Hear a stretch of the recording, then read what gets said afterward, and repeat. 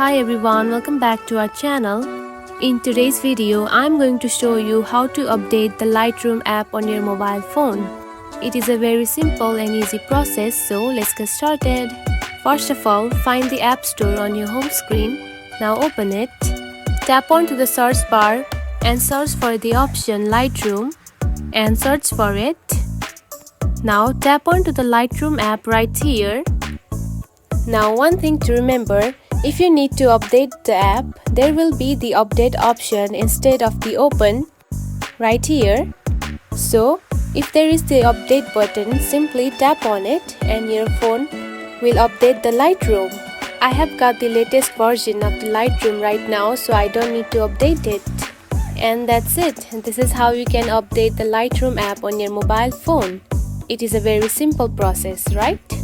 If you found this video helpful, don't forget to like and subscribe for more tips.